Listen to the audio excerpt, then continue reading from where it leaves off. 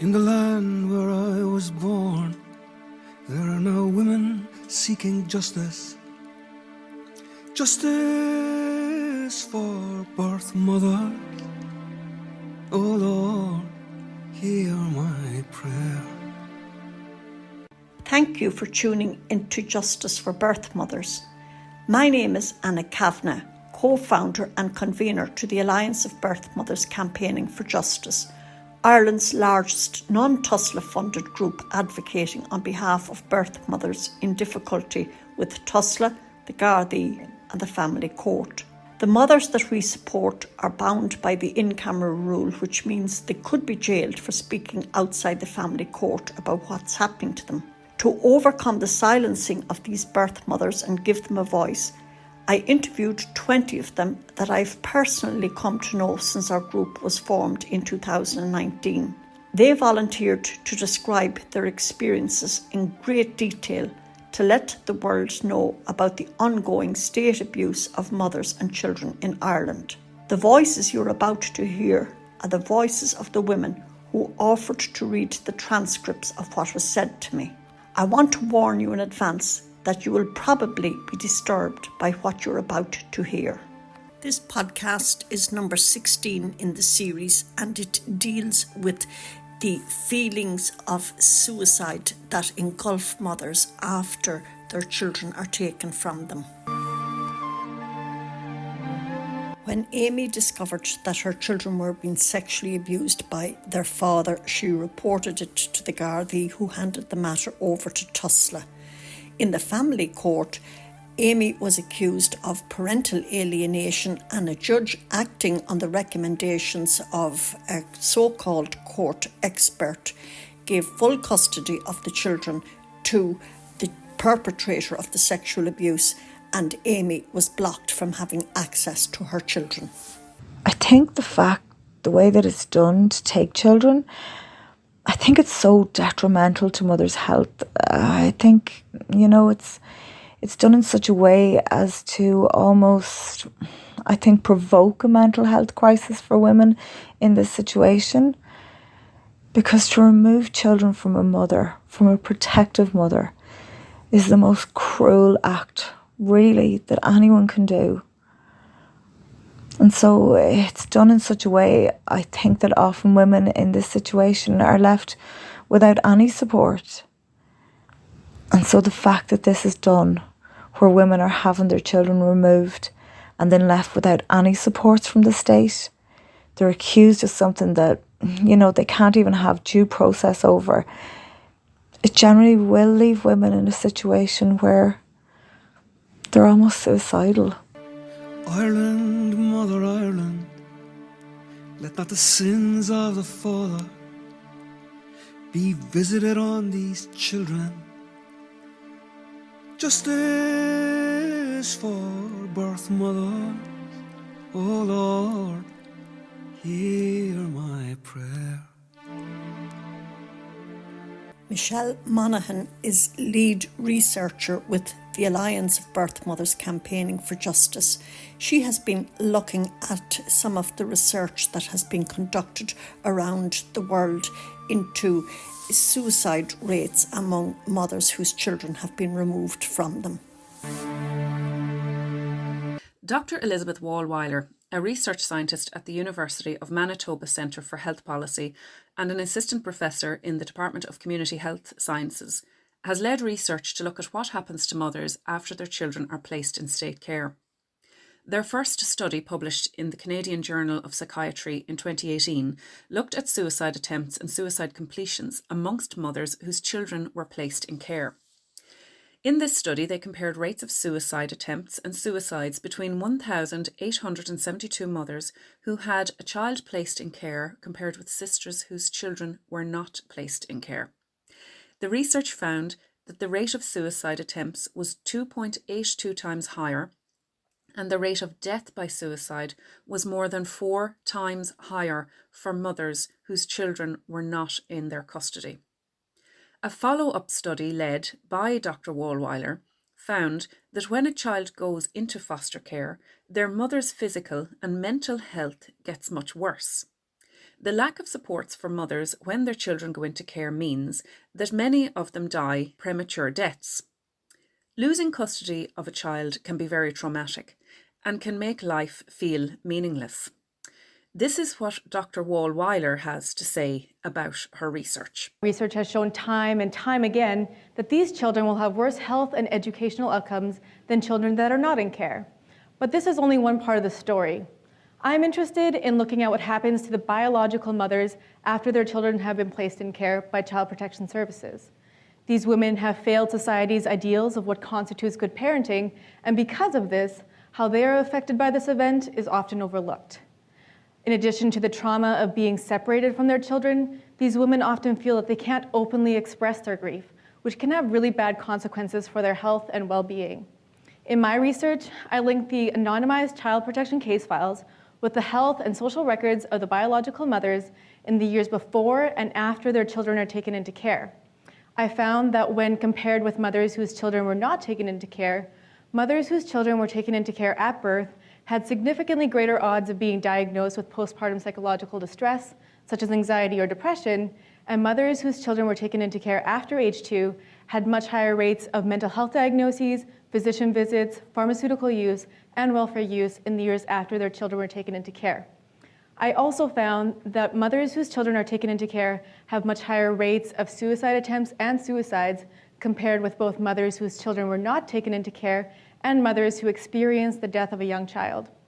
While fathers can be affected by this as well, the majority of children that are taken into care are from single mother households. Keeping families together where it is safe to do so not only improves the health and educational outcomes of the children, but also eliminates the trauma experienced by the parents when they are separated from their children.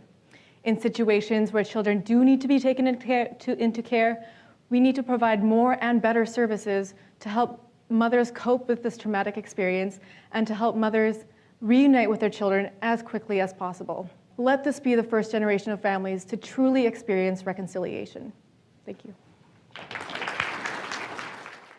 Tusla social workers used Roseanne's husband's mental health difficulties as the excuse to take her children from her. Even after the relationship with the children's father ended, Tusla refused to return the children home to her, and she has waged a decade-long battle to be reunited with her children. Tusla now accepts that Roseanne is a loving, competent, excellent mother, but say they will not be returning her children because they are too settled in their placements. It's that window period after the kids are taken. It's the silence. People come to check to see if you are okay. It's when everyone is gone and you're in the house on your own. It's the silence that gets you. You're looking around and it's all I could hear was the hum from the fridge now and again. It's the level of silence that affects you. You look into the kids' room and most of their stuff is gone. They ask to bring their clothes, their shoes, their books, their toys, their teddies, everything. All you have to look at is their empty beds and the baby's empty cot. I did think I'd be better off away from this planet. You do feel like you're on your own, even if you have people to talk to. It's when you go to bed at night that you try and shut your brain down and you try and sleep, but you can't. Look into your mother's face. No one else can take her place. Justice for birth mothers. Oh Lord, hear my prayer. Dr. Eva Franzen is the director of the Nordic Welfare Centre headquartered in Stockholm that was set up by the 5 Nordic Council of Social and Health Ministries. Research led by Dr. Franzen found that by the age of 18, more than 16% of children who had been in foster care had lost at least one parent, compared to 3% of children who had not been in foster care. By age 25, 1 in 4 former foster children had lost at least one parent, compared to 1 in 14 in the general population. This means that many children in foster care don't get the chance to be reunited with their families. The study also found that the death of mothers was much higher for children that were placed in long-term state care compared to short-term care. Jana is a professional lady who came from Eastern Europe to Ireland to work more than 20 years ago.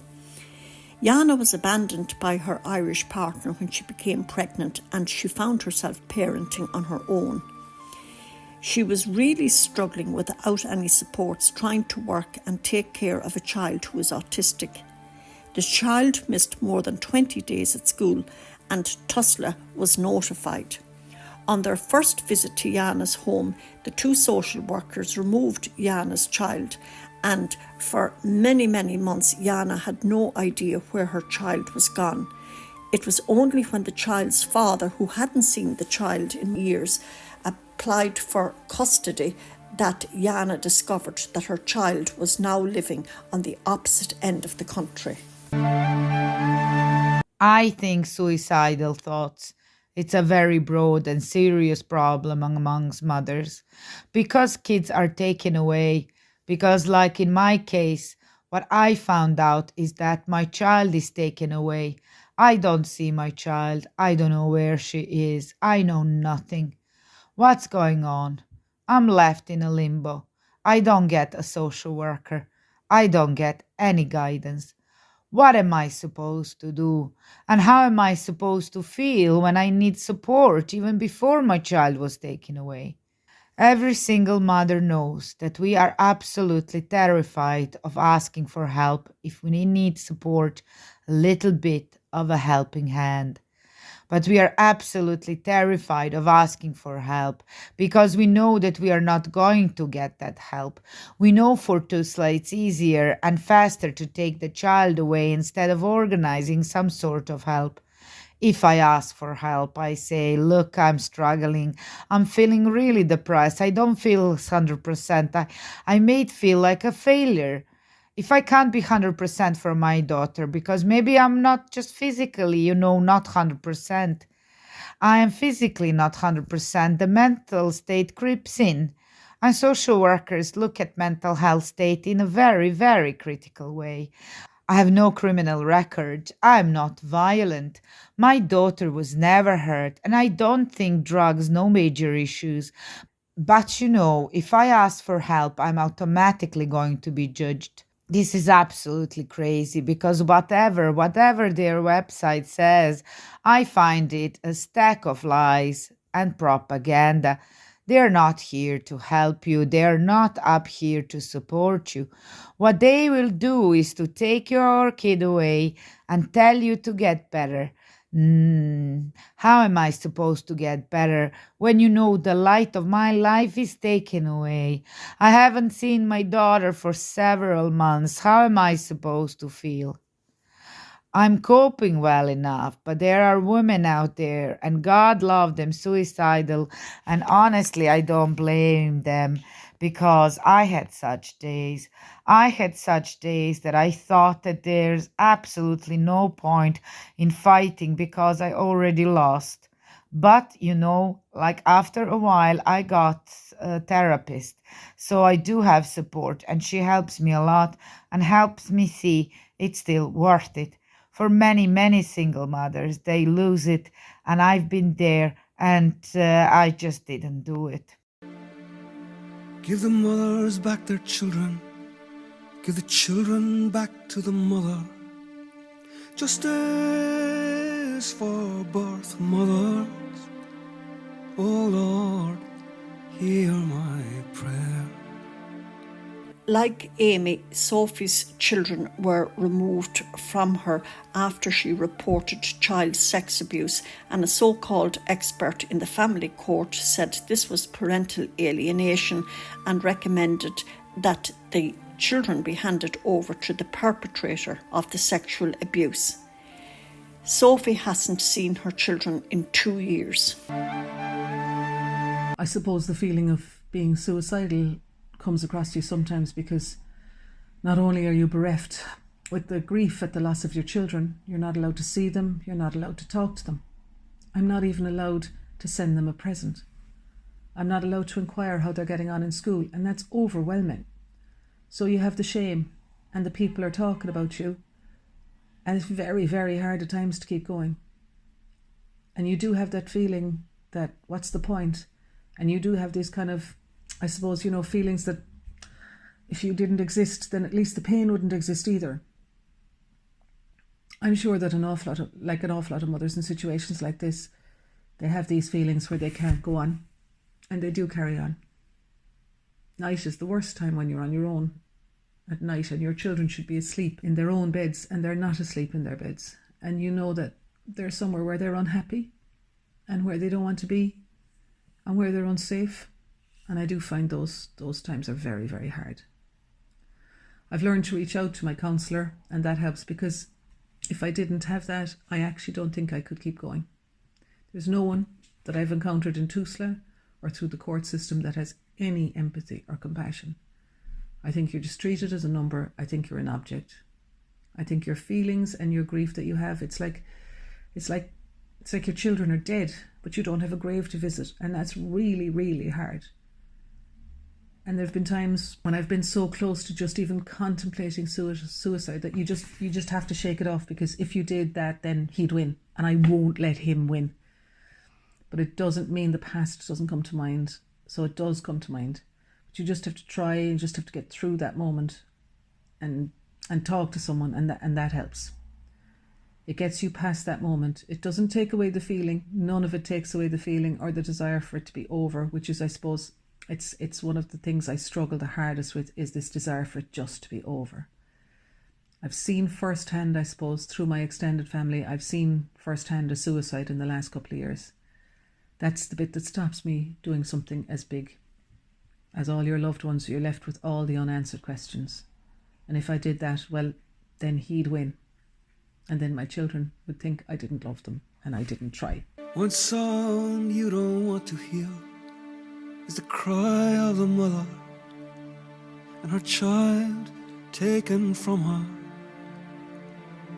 Justice for birth mothers, oh Lord, hear my prayer. Former social worker turned academic, Professor Karen Broadhurst is the UK's leading researcher on children in care. She is a founder member of the Nuffield Family Justice Observatory in the University of Lancaster. She designed and led the high-profile Born into Care series, which is driving more humane and compassionate practice in child protection at birth. She chairs the board of trustees for the organisation Reform, which aims to improve the lives of mothers living apart from their children. The researchers led by Professor Broadhurst for the Born into Care series found that when they interviewed the mothers, they consistently described an acute sense of grief, loss and isolation following their babies being taken away. Suicidal thoughts were common, and in the majority of cases, women described self-harming behaviour such as excessive drinking, drug taking and negative intimate relationships. Women who had babies taken away by the courts were found to be in a worse position than before and had few avenues of help to which they could turn. Cases in which women had babies removed very close to birth, 60% of which were repeat cases, were reported to be particularly traumatic. Often mothers did not know of or understand plans for the removal of their babies. When the research team looked for dates of the statutory pre-birth conference, they found these were typically held very late in the pregnancy, confirming women's accounts of poor planning around removals at birth. Here's a clip of Professor Broadhurst addressing a reform conference held in Newcastle in June 2022. I used to be a social worker, and I left social work over a repeat removals case. And I think at that point I was sort of done with child protection. But then I kind of found my way into academia and got a new lease of life, really, as more of an advocate, and found myself in a position where I could actually advocate and challenge and produce really robust data on what was happening.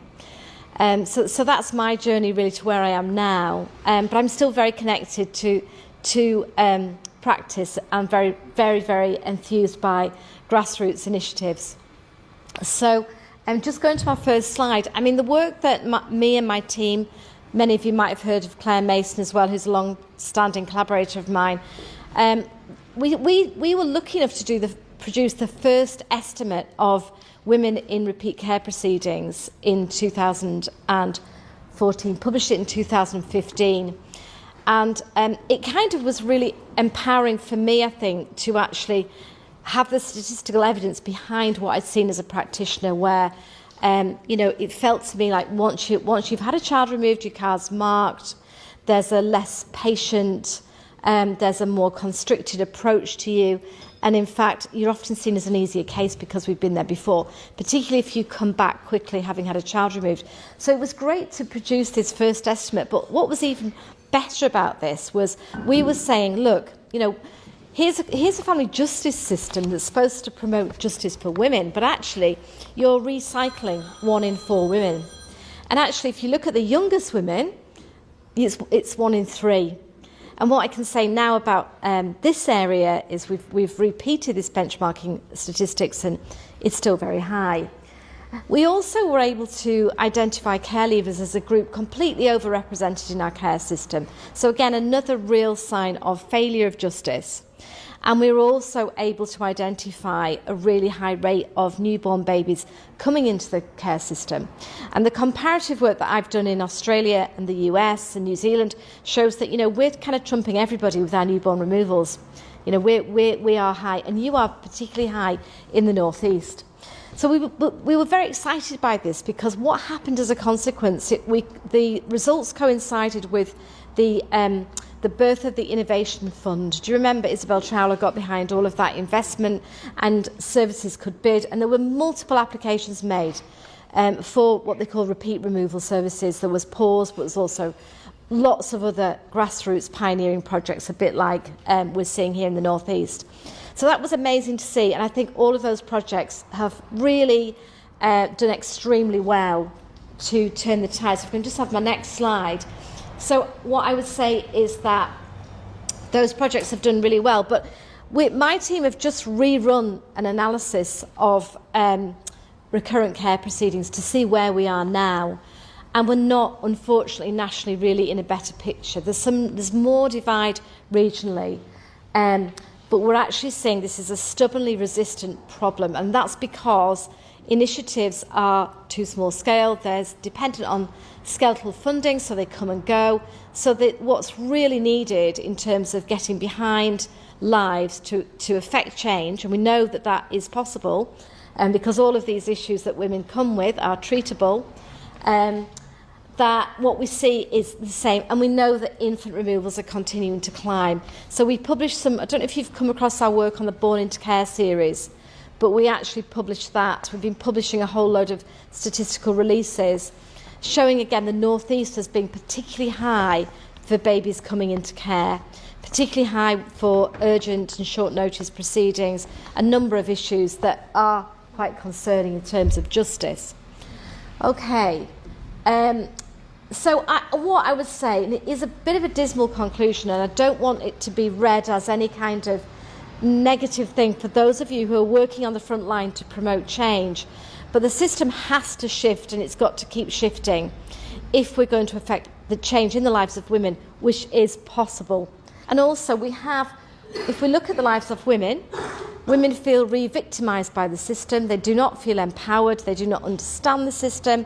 There's been lots and lots of demand for more lay approaches to justice, for plain English, etc. But we still have a system that essentially is fairly incomprehensible, and that is cycling people through at a faster rate. And we know also that if you've had a child removed before, your proceedings are likely to be shorter the second time round. Okay, so I'm just going to give you a little bit of new statistical evidence to show you what I'm talking about. Okay, so we have a team of researchers working with large-scale data sets in Wales, where we've got a steady flow of health data. In England, if we try and get health data, we'll be waiting about 4 years, and we have to pay thousands of pounds for it. It's like banging your head against a brick wall. We're still banging our heads, but... So we're using Wales as a kind of case study, if you like. So what we're doing is linking families in the court system to their health records, their mental health records, their substance, their maternity, to build that bigger picture. And from that work, there is an overwhelming evidence of heightened mental health need, pre-care proceedings for these families, and obviously post-care proceedings too. So if I go on to my next slide, I've got two more. Emergency mental health admissions. Look at this. And you can also see the gendered nature of this. So mental health admissions, emergency mental health admissions here, very, very high for mothers and fathers. But you can see as we go down, for what reason are people going into hospital on an emergency basis? How much does that cost our system? It's about £1,000 a night for an emergency bed. There we are, mental health again. Okay, so if we go on to our next slide, and then I've got one more and I'm done. Injury related to emergency, again, pre-care proceedings. This is in the prevention space. We've got injury, accident, assault and self-harm, again, very high for mums and dads. There's a real issue here about crisis mental health behaviour. This evidence is based on population, full population, matched to an equally deprived group but outside of care proceedings, so we can then see how important mental health is. I could give you the same picture for housing, but I haven't got time today. But let's just go on to my last slide. Okay, so quotes for parents. Parents need to take away from our justice system some sense of justice. That's one of the reasons why I've always been a fan of the drug treatment courts, because I think that those treatment courts give people a fairer sense of justice. They go away with lower levels of hostility towards the state. But currently we've got an adversarial system of winners and losers largely, but also people totally frustrated because they know what help they need and they can't get it. And I think one of the things that's particularly pernicious is for an expert to tell you within care proceedings that you need mental health therapy and you can't get it. And then you're pregnant again and you go back and they say, well, sorry, but you didn't get your treatment. So this is a system in which there's a huge recovery challenge for women with fragile and restricted social statuses who then come up against this kind of injustice.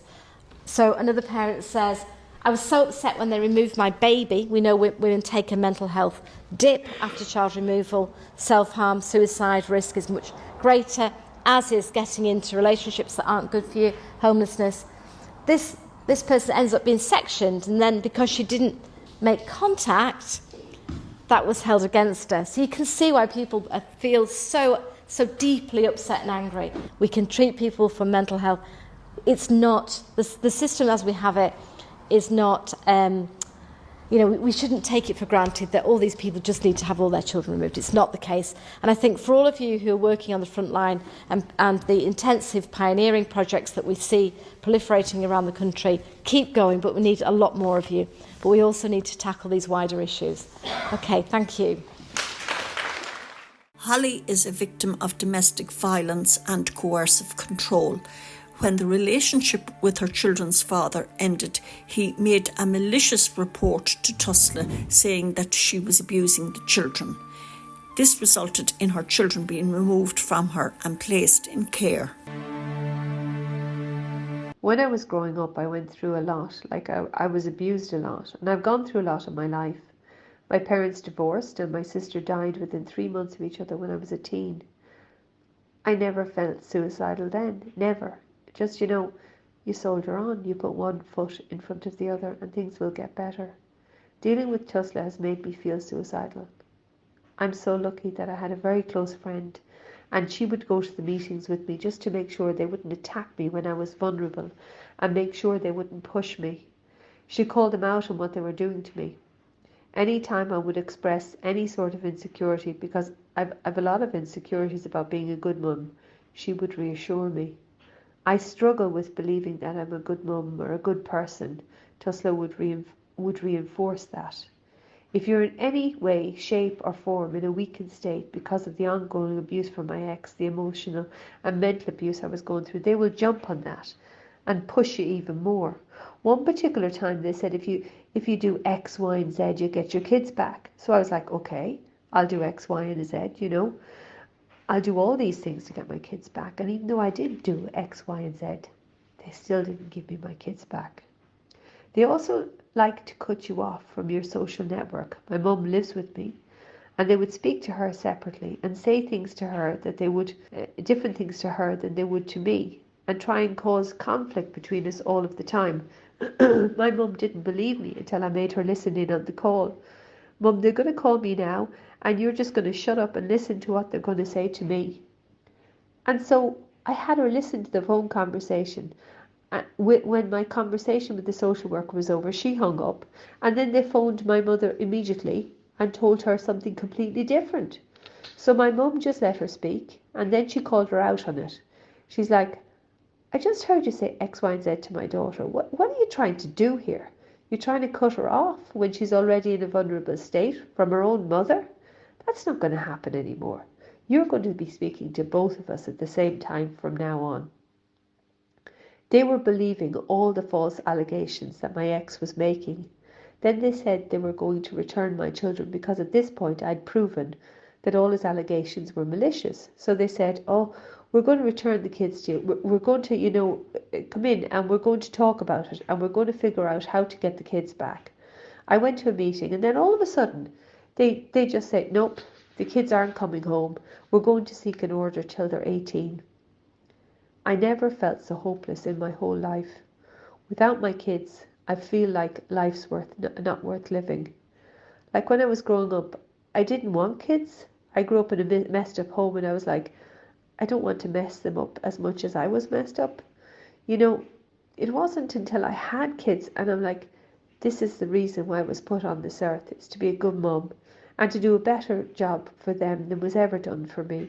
And for Tusla to tell me that I'm never going to get my babies back, it broke me mentally.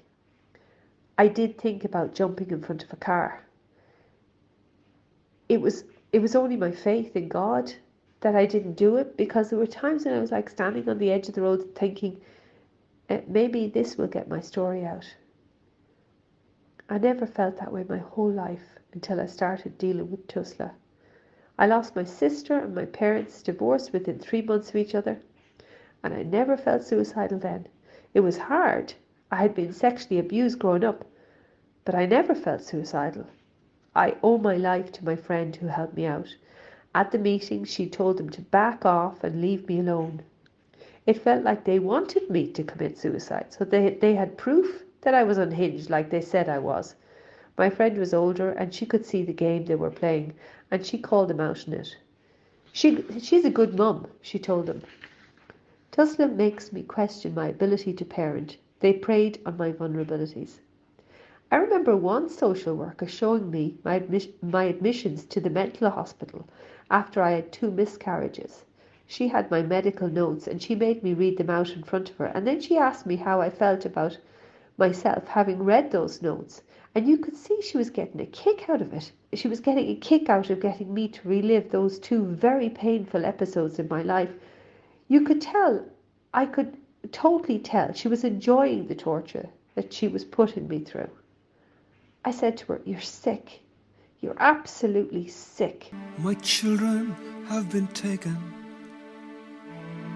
by the force of law and order in Ireland, holy Ireland. Justice for birth mothers, oh Lord, hear my prayer. Sadly, in Ireland, we don't have independently funded academic research into the lives of mothers of children in state care, similar to the Nuffield funded research at the University of Lancaster. To the best of our knowledge, most of the academic research conducted in Ireland is Tusla funded, and as the saying goes, he who pays the piper calls the tune. There has never been any research conducted in Ireland on the number of mothers of children taken into state care by Tusla that have taken their lives by suicide. The fact that there can be a delay of a number of years before an inquest into the cause of death doesn't help matters. And Tusla doesn't compile data on deaths of parents of children in state care. The Alliance of Birth Mothers Campaigning for Justice is aware of a number of sudden deaths of mothers hours after Tusla issued court proceedings for full-term care orders of children already taken on interim care orders, and the sudden deaths of mothers hours after the family court granted Tusla full-term care orders. In the absence of inquests into these deaths, we can only state that from talking to family members, these were deaths by suicide. The data published on a quarterly basis by the CSO on the number of deaths by suicide gives no information on the background of these deaths. This podcast is probably the first time the issue of suicide and suicide ideation among mothers of children in state care has ever been aired. Justice for Birth Mothers is a co-production between the Alliance of Birth Mothers Campaigning for Justice and 𝑀 Media. The podcast series received no funding and is made possible by a team of volunteers. Pseudonyms have been used to protect the identities of the birth mothers.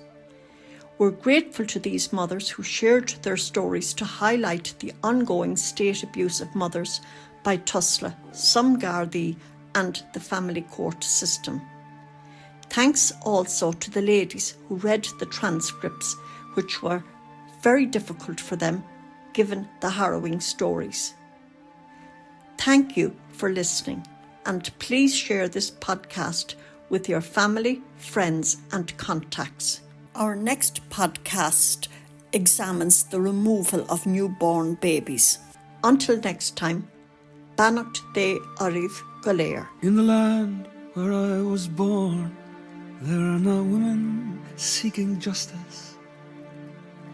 Justice for birth mothers, oh Lord.